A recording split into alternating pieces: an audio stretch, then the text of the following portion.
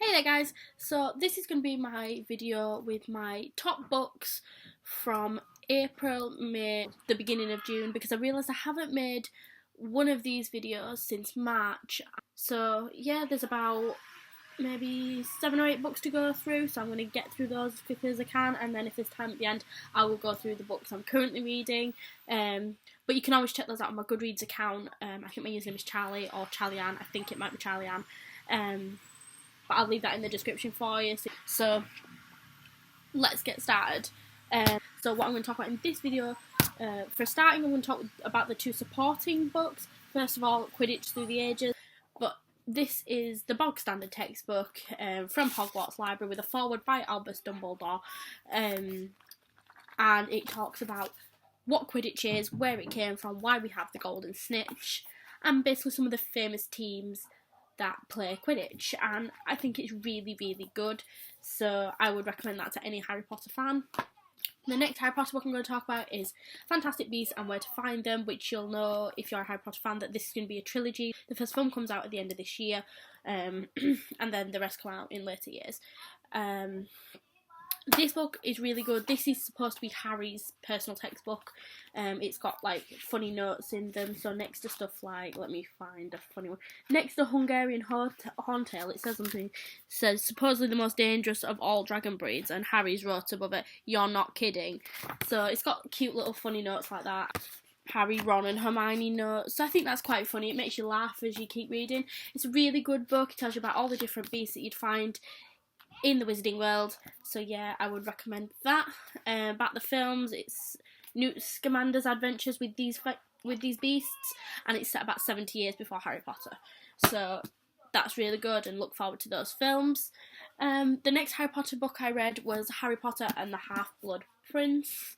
I'm currently reading Deathly Hallows, so that will be in a later video, so that's one of my current reads. Now, I didn't read this book, this cover. This is my new cover. I bought these recently. I'm reading my Deathly Hallows, one of these. These are the most recent covers. I quite like this design. It's got Draco Malfoy on the back. I did read this cover, which is my brother's, but obviously because I bought these, I don't need to read his Deathly Hallows. But you'll see, it's the same design. It's still the same scene. It's just a different drawing. Next, I'm going to talk about The Hobbit. I have started reading the Middle-earth series. This book I really like. It made me hate the films because I don't see how they've managed to drag this well-written book out over 3 films and still miss bits out, and still it just doesn't feel as good as reading the book did. I really, really liked it. I didn't get the nice impression that I got when I watched the film and I saw Bilbo for the first time. I didn't get the same impression as I did when I read the book. I got a different image of what I'd built up in my head, because obviously I read this before I'd even seen the films. But I really like this book, and basically it's about Bilbo's adventures and about defeating Smaug, the dragon. So I think I said his name right, I hope I did. But it's really good, and it's really well written, and I would recommend it to anyone. So that's that. My next book I read is Big Magic. I did a separate review of this on my channel, quite a short review. So it's about creativity and how your creativity can leave you and go in someone else if you're not with it and you're not working on it. Which is how someone you don't know at the other side of the world can have the same idea that you had, and they can finish it and work on it because you didn't. So it's like how creativity finds us, and it won't pay for you. You can't say sod it all and give it all in and just go on with your creativity, because creativity is not like that. You have to be able to support it and work with it. But yeah, it's really good. Elizabeth Gilbert does a really good job of describing this. I said in my review it wasn't my favourite book, but it was really good and I would recommend it. So that's that. The next book I read was, and I spoke about this at the end of my Big Magic review as one of my current reads, is Grief is the Thing with Feathers. This is a really well written book. I really liked it. I liked all the different perspectives from the dad and the the Suns and the Crow. I'd like to read the poetry that it's based off, just to get a different perspective. So if I can get my hand on Ted Hughes' poetry, I will.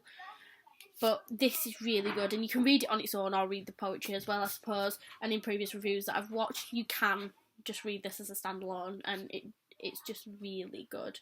It's quite sad, it can make you feel very upset, but it's still really, really good, and I would recommend it. So that's that one. The next book I read was Carrie Hope Fletcher, All I Know Now. This book is absolutely amazing. I absolutely loved it. Carrie basically describes my childhood and what it was like to go to school and to be bullied and all that, and how you can get through that if you're going through it now. I thought, I had like my own sceptical view of reading this at 20 years old. I thought, I'm going to be too old, I'm not going to be able to relate to any of it because I've already finished high school and stuff, but I really can, because I suffered with anxiety right up until these last few months.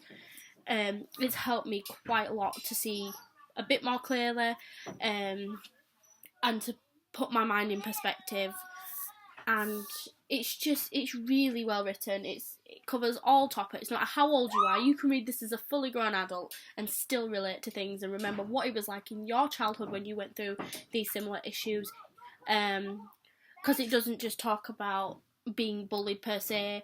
It talks about stuff about how to identify if you are a bully, because Carrie talks about her own personal times when she wasn't very nice to other people, and how it made her feel to be on that side of it. So it's just about perspectives, and it's just really good. So I really liked that. That is possibly one of the best books I have ever read in my life. Okay, so this is Darkly Dreaming Dexter. It's the first in the Dexter series. You'll know this TV series is based off this. There are 8 of these. Of course, there are 8 seasons of Dexter. They're by Jeff Lindsay, and they're really good. I cringed and got quite squeamish reading this. I can sit and watch a TV show fine, which I've said it before, I can't really watch horror stuff, and it's more jump scares and stuff like that I can't watch, but Dexter's not really that jumpy, it's just a bit more gruesome.